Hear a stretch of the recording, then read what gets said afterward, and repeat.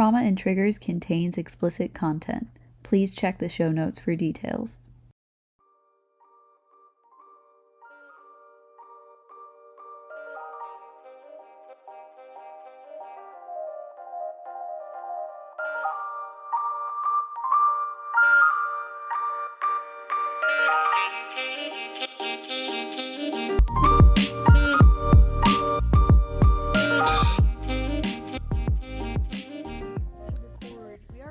Currently. Oh, how exciting. Also, I am so excited to look into this book. Off topic. But, like, this is abnormal psych. So now I have actual facts about mental disorders. Actual factuals. I wonder if Münchausen Syndrome is an abnormal psych. I can look it up. Oh my god. Oh, it is. Is it listed So under is Munchausen? by proxy. Such a large book.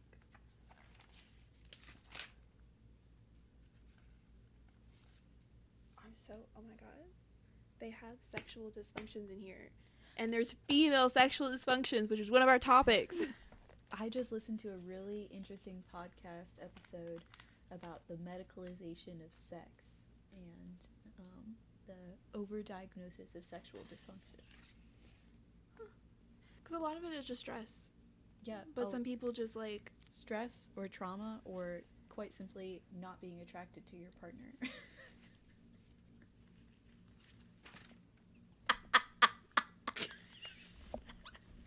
I didn't mean to call out past Audrey.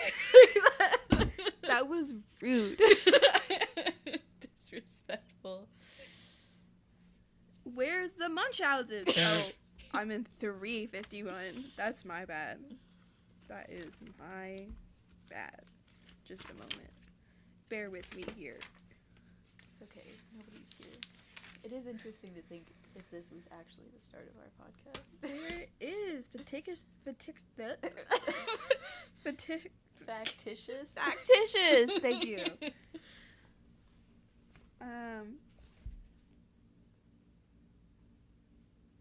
Alternatively, a patient may intentionally produce or feign physical symptoms from a wish to be a patient.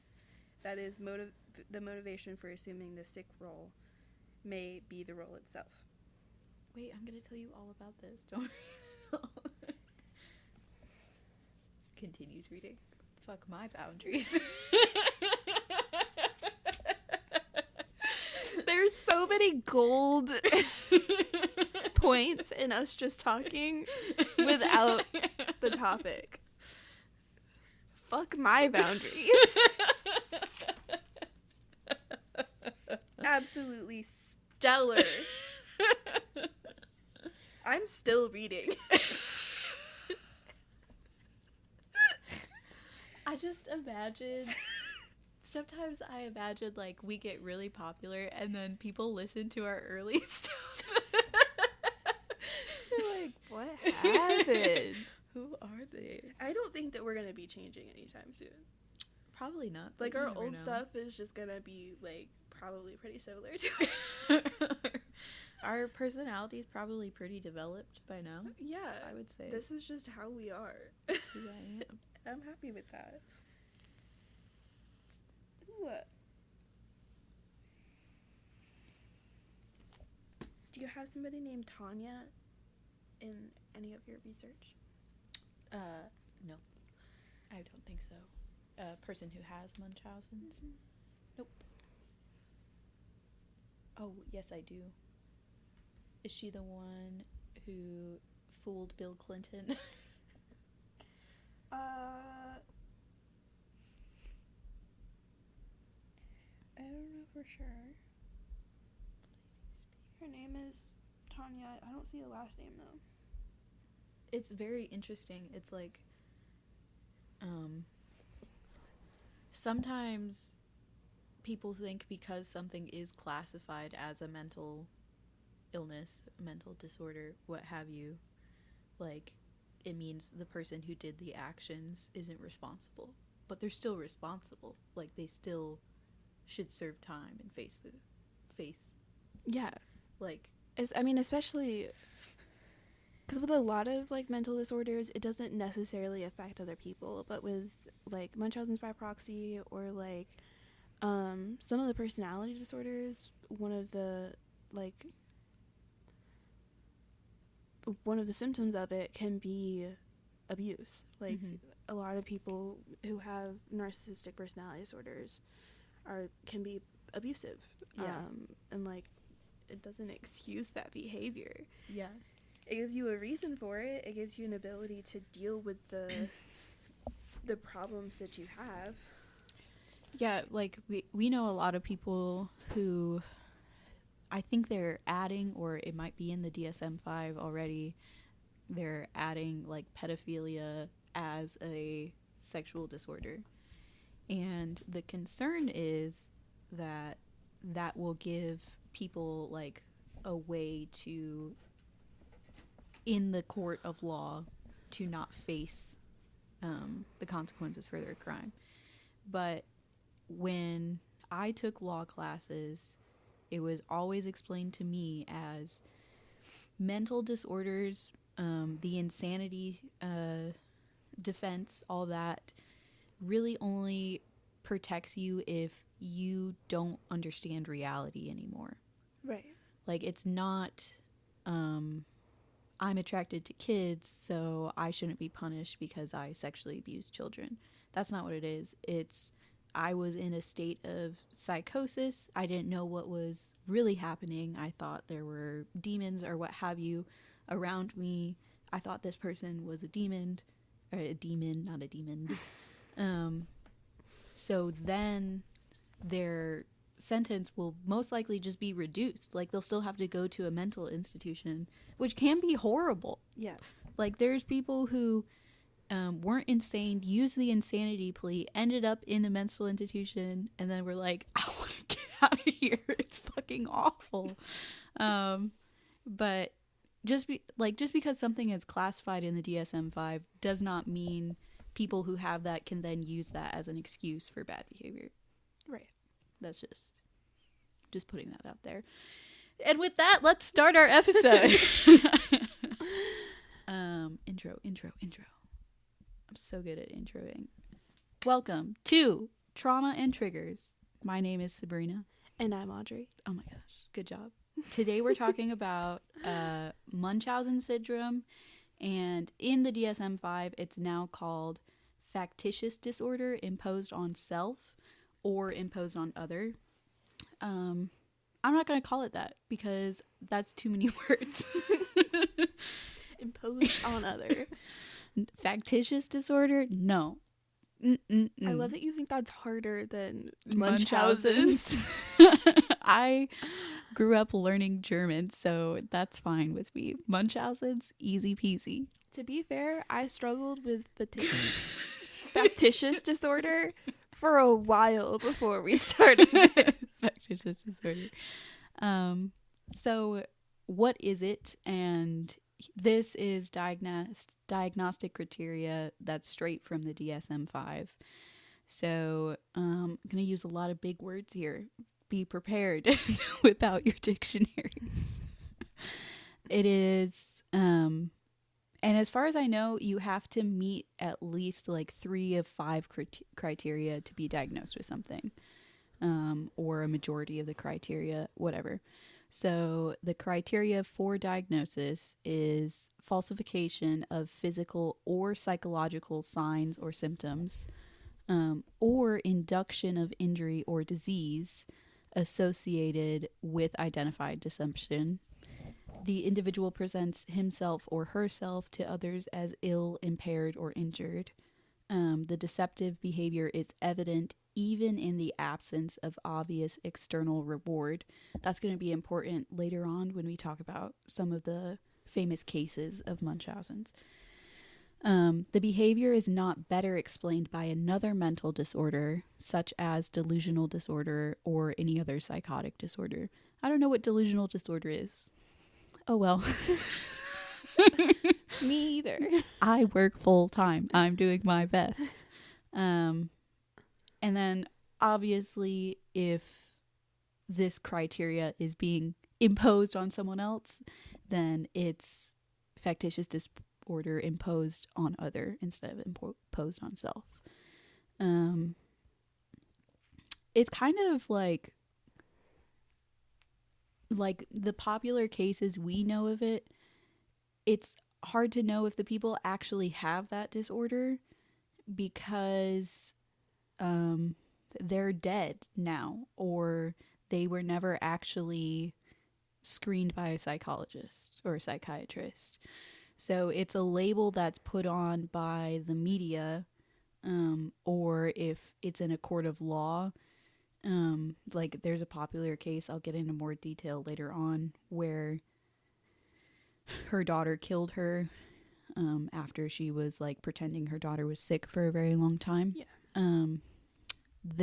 Her daughter's defense was, my mother had this disorder, but we never actually, like, it's hard to know if the criteria was actually met because her mother's dead now. So how would we really know? Do you know what I'm saying? Right. And it's interesting, like, it's just such an interesting, super specific disorder, you know? Like so very specific. Like, this is so specific. I'll touch on a little bit of the history of the syndrome, just because I love history. So when it was Munchausen's, it got its name from a literary character named Baron Munchausen, who was inspired by a real person, and you're going to love this name. Hieronymus Karl Friedrich Freiherr von Munchausen. I already forgot everything but Munchausen. He was popular in the 1760s for telling obvious batshit stories about his life. Like, this is so funny to me. The nobles of the time would just like hire him to come around and tell his batshit stories, and then they would all laugh at him for how fucking crazy his stories were. Like, I don't have all the dates and stuff, but he would be like, oh, I was in this war, and the war happened when he was 4 years old. Do you know what I'm saying? Like, he did stuff like that. So that was the real person, and then like later on a literary character was created off of him. I wrote in here, side note, I wish diseases were named after pop culture references. Now they are boring and sciencey. Factitious. Yeah. Like, at the time it was named in the 1950s, everyone knew the gist of what it was, because Right. Baron Munchausen was a relatively popular reference.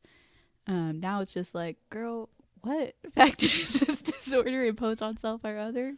Okay. So in 1951, a British doctor named Richard Asher, that's the word I struggle with. You did everything else, but Asher is a problem for you? Richard Asher published a peer-reviewed article where he detailed and named Münchausen Syndrome. He worked in a mental institution at the time. Interesting fact about Asher, he is the first person who observed the thyroid's effect on people's mood. And he's why young and elderly patients are screened for wacky thyroids in mental institutions now. Great job, doctor. I tried really hard to access his paper, but academia likes to gatekeep. So, for some reason, I'm not allowed to look at his paper from 1951. Oh well, we'll never know. So here's the famous case I was talking about earlier. Dee Blanchard was the mother and murder victim of Gypsy Rose Blanchard. She did so many crazy things. She would like give her daughter medicine that had like really negative side effects. Like, it's meant to treat serious diseases where you have no other choice. Like, you have to accept the side effects because you're going to die. So then her daughter would have these awful side effects, and then she would go to doctors, and doctors would be like, oh my God, this bitch is so sick. So sick. Yeah. Where was she getting this medication from? So I watched like so many documentaries about this a while ago, but she was a victim of Hurricane Katrina back in like 2008. So what she did after Hurricane Katrina is she went to doctors and was like, all my medical records are gone from the hurricane, or all my daughter's medical records and my medical records are gone from the hurricane. But she has this, like, she has leukemia, she has fucking, her stomach doesn't work. At one time, Gypsy Rose had like a colostomy bag and never needed it. That's wild. She would shave her daughter's hair to make it look like she either couldn't grow hair or was going through chemotherapy. I think, and don't quote me on this, but I think at one point Gypsy Rose actually did do chemotherapy for no medical reason. She would feed her through feeding tubes. She would give her like diuretics and what's that stuff that makes you poop a lot? Laxatives, so that she would be like constantly dehydrated, all that jazz. So it's just like abuse. Quite literally abuse. Like, she's just harming her daughter, and it's hard to know if she actually had Munchausen's, because one of the criteria is the deceptive behavior is evident even in the absence of obvious external reward. So because her daughter had all of these illnesses, she was able to get free stuff, like free house, free car, didn't have to work, was given money through different grants, was able to fly around the world and meet famous people. Like, the external reward is so obvious that it's hard to separate the two. Yeah, I feel like that's some of what makes this such a hard thing to diagnose, because like, people don't really want to go and get diagnosed with it. Like, why would you want to? Right. Who are the people that are getting diagnosed with this before it becomes a major issue? Yeah. Like, there's not gonna be a lot of red flags if you're like, I have a cold. You know, when you don't have a cold. You're just going straight to like, I have cancer. Yeah. And in Dee Dee Blanchard's case, it's like she didn't really pretend that her daughter was sick until after Hurricane Katrina.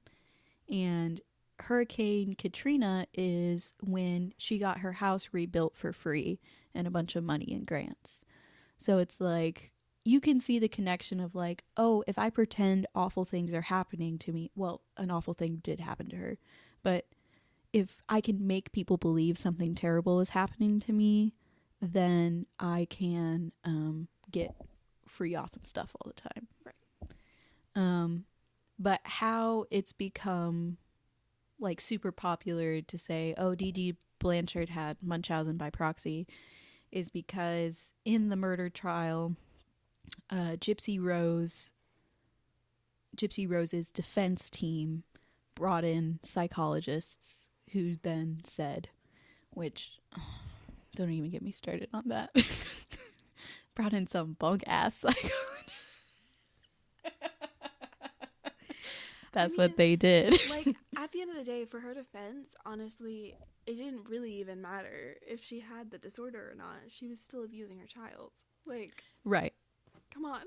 Right. Like, I mean, it's kind of more a thing of like, they brought in a couple, like the psychologists, from what I remember, were more brought in to be like, this is abuse. It seems like she had this disorder, in my professional opinion.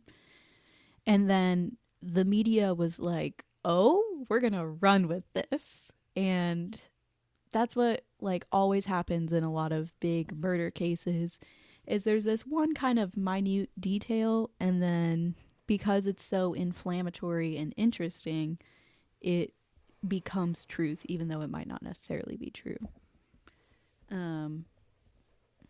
It's just kind of a sad case. Like Gypsy Rose.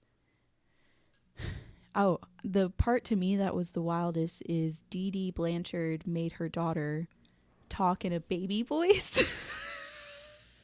I think, okay, so full disclosure, I did watch The Act on Hulu. Mm-hmm. Yeah. So I haven't watched like an actual documentary Mm-hmm. on it, but I vaguely remember that being a thing. Yeah. Like she would talk like this all the time. And Yeah. it's terrifying. Like, I just don't even understand how that relates to a medical issue. I think it was just to make her seem more like childish. Because she was like, by the time the murder happened, she was pretty old, I think. How old was she when that happened? I think she was 24 and she thought she was 19. Yeah. Which is crazy. And then her mom was lying to everyone saying that she was like 14, 15, 16. Yeah. Crazy. You know, what is the treatment for Munchausen? I don't know if there is one. I feel like for Munchausen's, There's, this is from the NHS, which is like the UK's health thing. There's no standard treatment for Münchausen syndrome, but a combination of psychoanalysis and cognitive behavioral therapy has shown some success controlling symptoms. this is based on the like 10 people that are diagnosed with this disorder who are legitimately diagnosed with Munchausen. Yeah. Great. Psychotherapy. You know, psychotherapy can be really effective, so I'm not going to knock it too much, but it is kind of like, that's it. That's all you got for me? I just, like, there's just not a ton of, like Munchausen's by proxy. It typically happens, the women are the perpetrators with younger children, so people don't find out about it until it blows into like a huge terrible thing. So what a mess. What a depressing episode. Yeah, I feel like I don't know. I think that I'm trying to remember my train of thought. Hold on. As you're remembering, remember to speak into the mic and not away from it. So sorry. Oh, you bitch. It's so loud in my ear. Yeah, I think that the weird part about psychology is that some of the most like dangerous and crazy disorders have no treatment other than therapy. Like there isn't. Like dissociative identity disorder, I'm pretty sure there's no legitimate treatment for that other than like psychotherapy. Yep. That's it. That's all you get. And that's like, that affects your life in a real way. in a very real way. And like for Munchausen's, I feel it's harder for things to get to a certain level if it's just like to yourself. But like Munchausen's by proxy. Another interesting case is Belle Gibson. She was a famous healthy lifestyle blogger from Australia. Down under. Why did you do that? Because So strong. In Australia they have this saying, fuck me dead. Fuck me dead, that's a beautiful baby. Why'd you have to mix those two in a sentence? Because I think it's hilarious. I love Australians. They sound like fake people. And I love that. They sound like fake people. Yeah, it sounds like just a made up, like, it sounds like they're just talking in a silly accent, you know, like a bunch of cartoon characters, but they're real. You're being rude. You're being very rude right now, and I don't like that. I'm sorry. Cleo, no. Cleo, no. You're doing this to the fullest extent you can. I love none of them sound like this. Australia is the only continent that doesn't have rabies on it. You're not allowed to bring your pets there. Yeah, but they have like poisonous animals. Yeah, in but their they home. don't have rabies. If you, Dude, the other day we were in the warehouse at our job, and there was just like a brown recluse spider, and she just said it and was like, "Oh, it was a brown recluse," and I was like sitting a foot away from it, just this extremely poisonous spider, mm-hmm. and she just not a thought, just it's poisonous. And what? It's actually venomous. What's the difference? Poisonous. Please don't be mad at me right now. Poisonous is like if you eat it, it kills you. Venomous is if it bites you or stings you, it has a negative impact. That's a dumb distinction. I think it's important because you could eat a brown recluse probably. Don't call me on that. But then you're still ingesting the venom that is in its body. Maybe. I'm not a scientist. This isn't the topic that we're on. We're moving on. We're moving on. Well, okay. Here's something I do know. The puffer fish are considered venomous, and if you like clean them right, you can eat them. Like people can eat puffer fish. Yeah, I feel like when they clean them and like prepare the puffer fish, they take out any parts that are venomous. You can't just eat it whole. Right. So it's but still you could poisonous. still eat it. I could eat a brown recluse leg, is what I'm saying. But it's still poisonous. Not the whole if part you of eat it whole. A poisonous thing, I feel like if you eat any part of it, it would be. Don't deep throat my mic. Yo, will we do this? I kind of feel, you know that, God, this episode is a disaster. I love it. You know that like scene in Monsters, Inc. At the very end where Mike Wazowski is like doing a comedic stand-up for the children. Yeah. That's what this reminds me of. I just need like a little stool and the ability to swallow my mic hole. And we're good to go. I love how the movie reference you make 9 times out of 10 is Monsters, Inc. I love Monsters, Inc. It's a great movie. It's a good movie. No, it's great. Okay. I don't know. I think I just have, like, I stopped watching movies as an adult, unless people force me to. And even then, like, my attention span just isn't it. So, most of my movie references are children's movies. I think children's movies are better because they're usually shorter and there's less time wasted on, like, character development. And it's just about the thing. That pesky moment when they realize they might be wrong. And then growth. You know, they do that in almost all of the children's movies. Yeah, but I'm saying they do it faster. Because they only have, you know, an hour and 20 minutes. Monsters, Inc.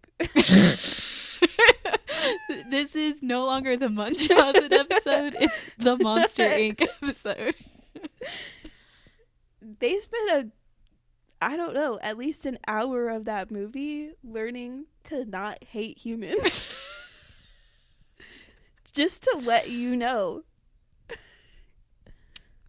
Okay. I get that the movie is shorter. Like, I understand where you're coming from, because absolutely that makes life easier. But yeah, and it's more colorful too. I And- just like that it's fast paced and it's like cartoon, so I don't have to actually see people I don't have to make eye contact with a real person. from a screen. I also think that like movies are so cringy sometimes because I'll just be watching it and I'll be like, ew, that's a real person pretending to do something. Can you imagine living a double life like that? How dare they? I literally watch like 3-hour-long D&D sessions of adults sitting around a table playing imagination games. But a movie gets you. Yeah, sometimes, not all the time. Like simulated sex scenes in movies, I'm like, Yeah, I can't get that. into this. So, Anywho, go ahead. What was your sentence? What was your thought, Sabrina? Go ahead, tell it to us. Belle Gibson, the famous healthy lifestyle blogger from Australia. Is that how we started all this? What? Australia? Yeah, It's Australia. Me insulting Australians. God damn. We Who? really know how to get sidetracked. Welcome to ADHD, the podcast. I can say that my friend has ADHD. So do you. You're just not diagnosed. From Australia, who claimed to have been diagnosed with a brain tumor in 2015 and then proceeded to claim to have shrunk her tumor with a diet that excluded coffee, sugar, dairy, and grain. She wrote a book about it and even collected charity money. Guess what? It was all a lie. What a fake bitch. And the money that she collected for the charities never went to the charities. So that's another situation of like, is this a con man? Yeah, this is absolutely a con man. Yeah, a con woman. 100%. But like at the same time, the two aren't mutually exclusive. I think like just because you get rewards from it, because isn't that true about any mental disorder? You get some sort of I get what reward. you're saying, but in this particular situation, it seems like it all started as a goal to like promote her dietitian advice. Yeah. Rather than like, you know, recognizing afterwards or like the possibility that you could get more free stuff like by making it more aware. Mm-hmm. It sounds very much like she did not even believe that she had a tumor. I think that's a main part of it, is to genuinely believe that you're sick. Mm-hmm. And if you don't, or like someone else is sick, if you don't, then that's like kind of defeats the point of the whole Munchausen thing. Right. And there's like, I feel like there's it's hard to know what people truly believe, especially from such an outside perspective. Right. Like, I have no way of knowing if she actually believes she had a brain tumor. I feel like that's a hard sell on yourself. What do you mean? Like, I just have a slight headache and I'm like, it's a brain tumor. And, but not just like It's thought. I just like feed that thought and let it grow. So for me, about this particular situation, because I understand where you're coming from, where it's like, it's hard to know what people believe, but given what happened, she said she got diagnosed and didn't get diagnosed. Right. So it was actually just a lie from the start to promote her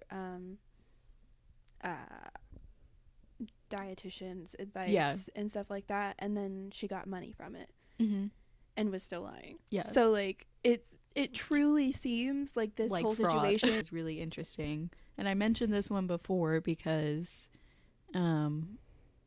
she conned the Clintons while they were president and first lady of this country. God damn.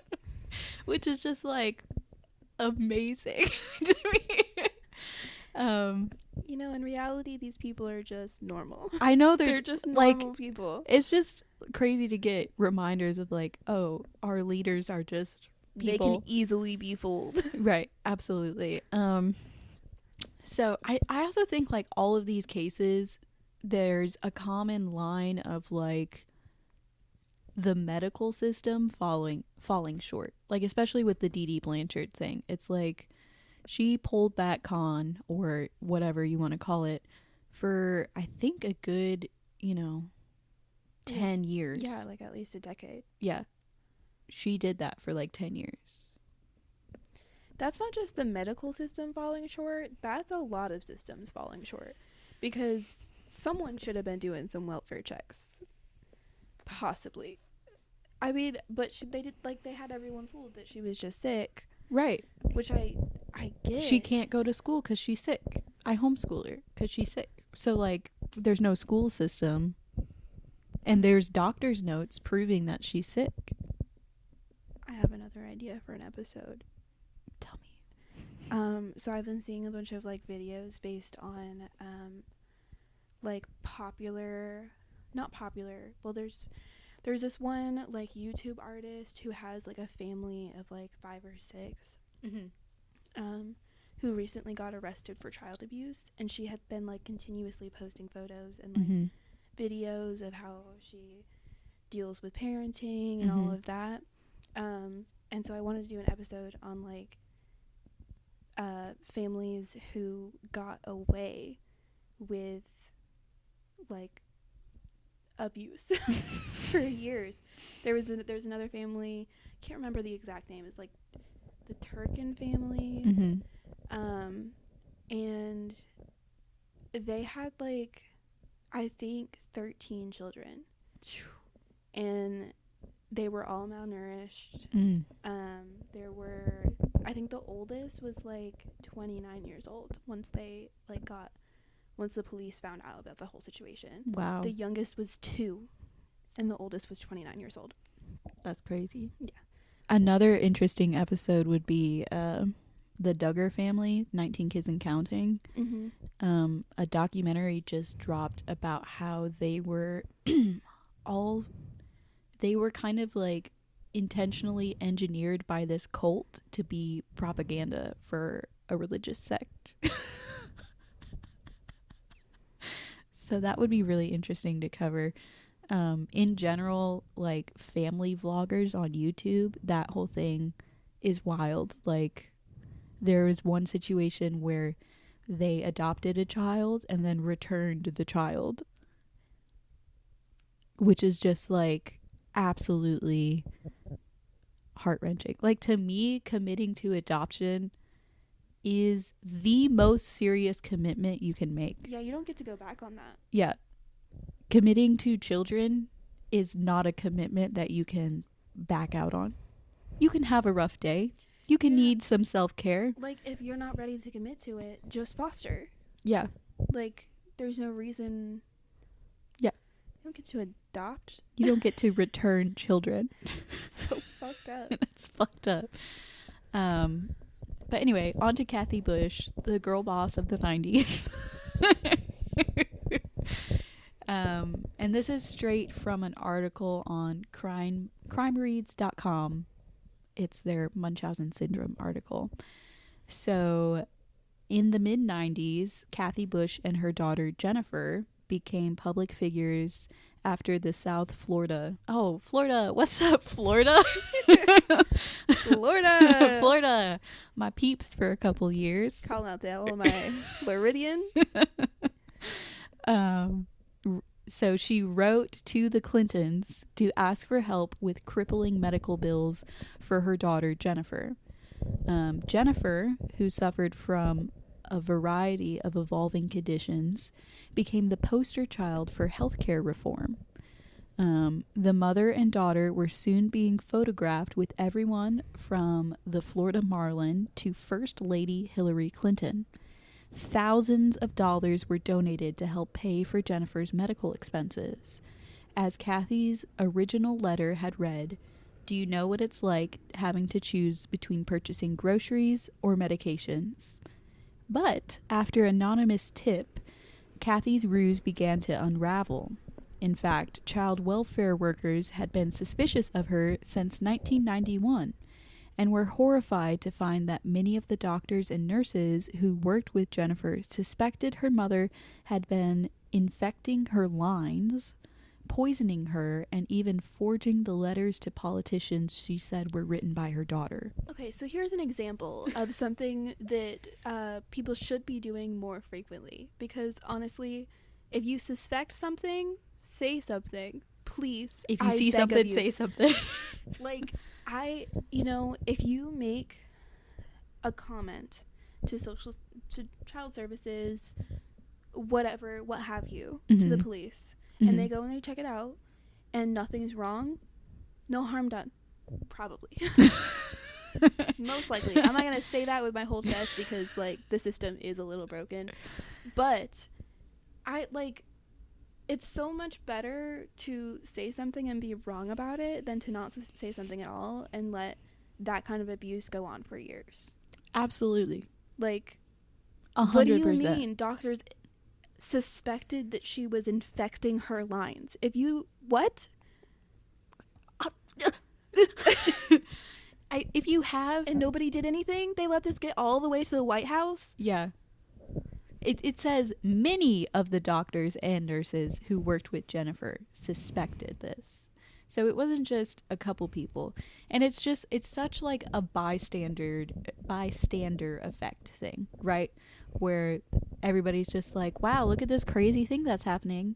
Fucking somebody has got to do something. Somebody's got to let somebody know. Or if you have the authority, do something yourself. Yeah, I feel like I see that so much, specifically with, like, children and families. Like, that stuff happens all the time where they're just like, oh, yeah, I think that maybe something weird's going on, or, this and this. I've seen, like, a few weird situations, but you haven't said anything. Like, the signs are all there. Have somebody check it out. Make an anonymous tip. That's all you gotta do. Yeah. They'll go and check it out. It's their job. Yeah. It's just, and even in like small situations where if you see a couple fighting very aggressively in the parking lot at Walmart at 11 a.m., maybe just hang around for a second. Make sure someone doesn't get beat the shit out of them. Like, you know what I'm saying? If you like, I mean, I've lived in neighborhoods where we hear people screaming and fighting and nobody does anything except for like me or my mom and dad at the time. You know what I mean? Like, everybody was just sitting around talking about it and we were like, hey, like, this isn't drama for you to talk about. Right. It's not hot girlfriend. gossip. Yeah, like, these are people's life. Yeah. This is trauma happening to a real person right now and you could do something. But you're choosing not to. Right. And I'm not gonna say that it's out of a place of like not caring necessarily. I think it's just like it's just not a fully thought through thing, or it's just the idea of like mind your business, you know, or maybe they don't even think it's that big of a deal. But whatever it is, it needs to stop. Yeah, we don't live in that era anymore. This is the era this is the era of say something, do something. Yeah.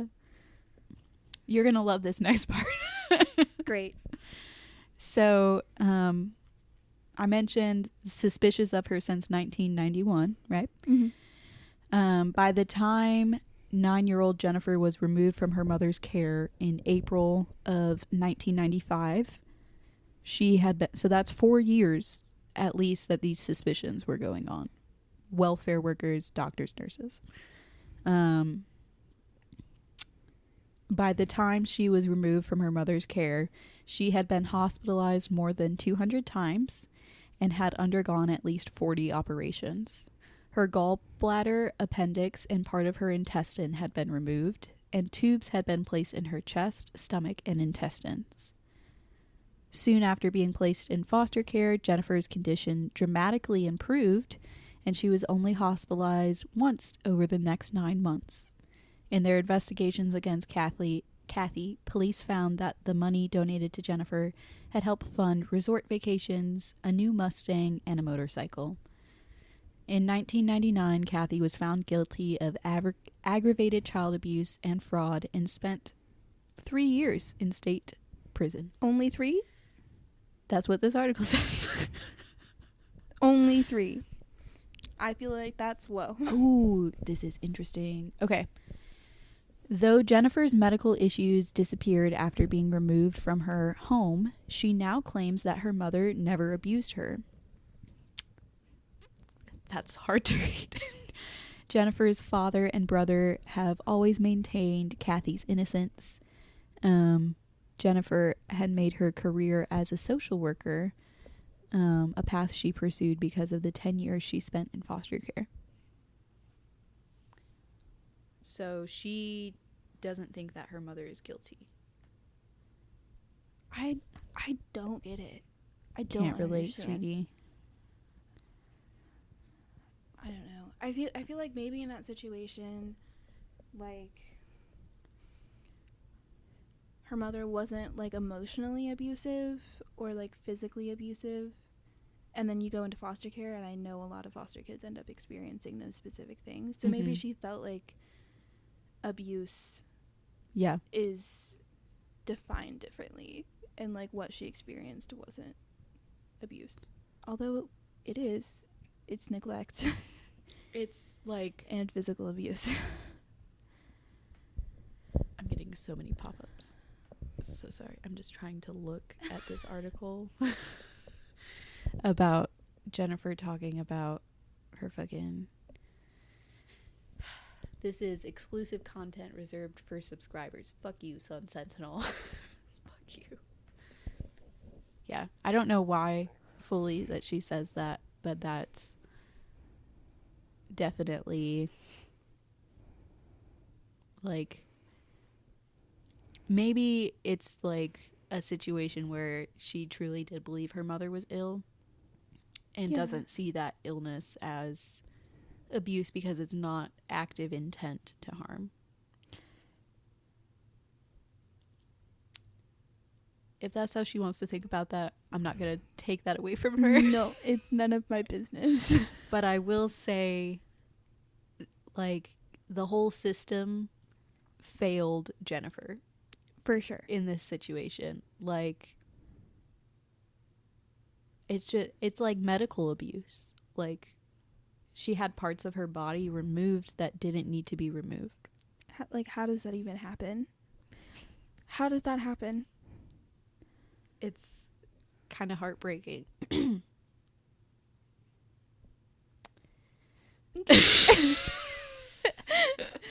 Moving on. Moving on. I don't want to read anymore. I'm done with those. So, in summation, it's very interesting mental disorder. Crazy one, actually. I feel like most of the examples we have, because not even most, all of the examples we have are not necessarily proven as Munchausen's disorder and could very much just be scams. It could be, yeah. And it's like, it's a rare disorder, right? So, of course, like, the only information I could find was about the most interesting cases. Right. And then the most interesting cases, it's like, yeah. Who really knows? Who knows for sure? It's just like, I don't know. If anybody out there is even listening to us, just like, in situations you're in where you come across something and you think or you feel something doesn't look right or feel right, it's like, try to get something done about it. Because especially in the case of children, but even in adults, it's like your intervention could change the course of their life. Right. In a very positive and very real way. Maybe not for Jennifer. Who knows about Jennifer? Well, she's not sick anymore, That's good. and she has a career as a social worker.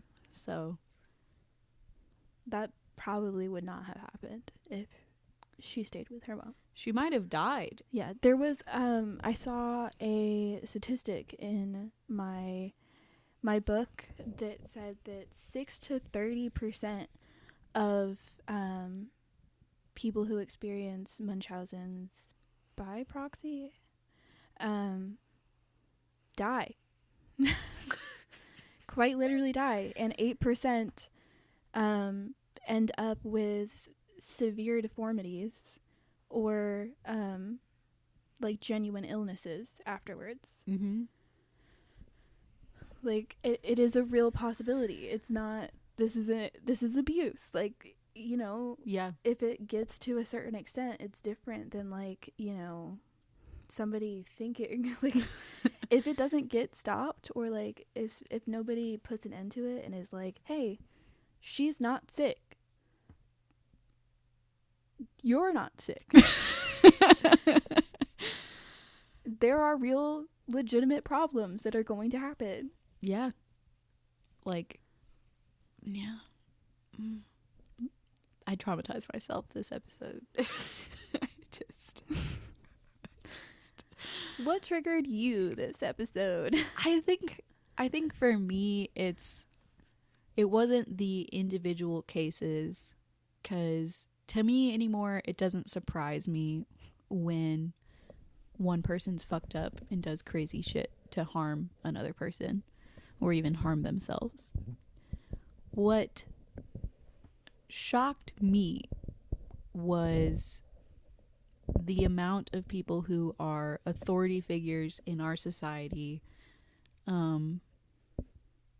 essentially allowing this to happen, essentially giving it the go ahead to continue despite evidence that it shouldn't. Yeah. Like, that's what it will keep me up this evening. We can trust nobody. Like, it's crazy. And I remember, like, when Dee Dee Blanchard was murdered, I was like 15, 16. Mm-hmm. So I remember it when it happened.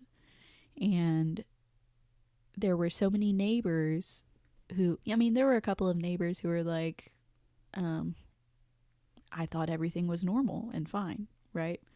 But there were enough of them who were like, I knew something wasn't right. Yeah, And it's like, something seemed suspicious. yeah. What gave it away? Was it the fact that Gypsy Rose had been 14 for 3 years in a row? Huh. Wild. Go figure. You know? So I remember that, and because it like the story in true crime that you hear a lot is like, nobody knew anything was weird.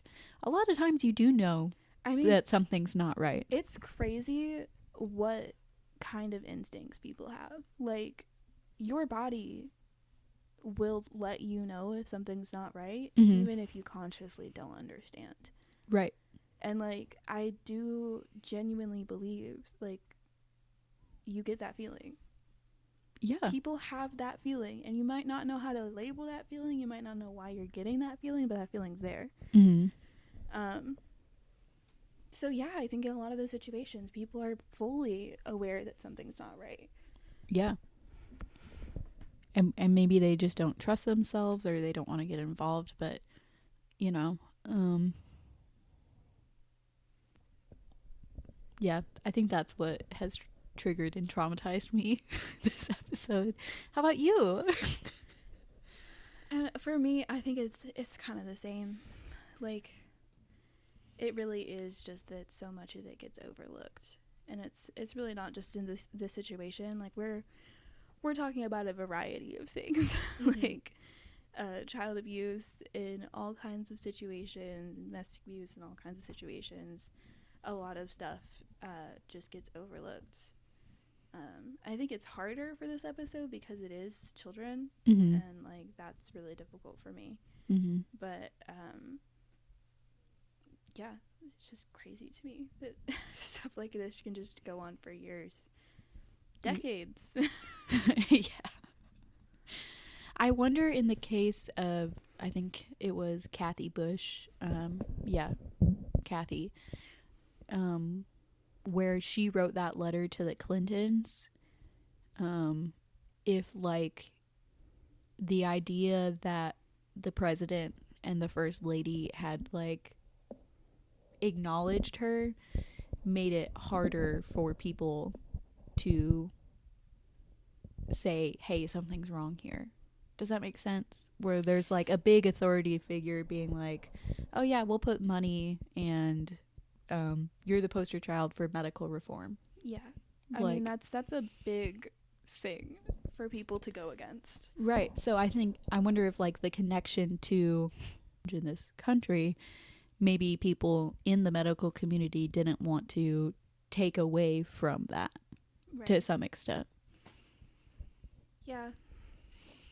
I can see how that would affect it. Still isn't good.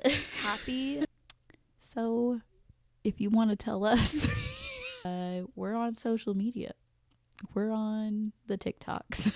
All of it is at Traumatized and Triggers. Nope.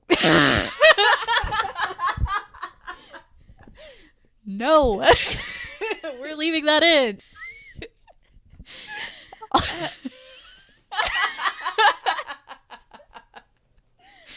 Check out our social media. We're on Instagram. We're on TikTok. We have an email. And what is that at? What's our address, Audrey? All of it is at Trauma and Triggers. Beautiful. The email is a Gmail email because, of course. You can rate and review this episode or our whole podcast on Spotify and Apple and maybe other ones. I don't know. I don't use any of the other ones because I'm an adult. Because we're grown-ass people. Yeah. Who is using Stitcher to listen to podcasts anymore? Like, fuck you. That's how you get an audience. Insult them. Honestly, yeah. They love it. Thank you so much for listening. We appreciate it. Bye. Bye. Let my voice crack at the very end. Bye. That was an hour long. You were like, it's going to be short, and then I got sidetracked 15 times.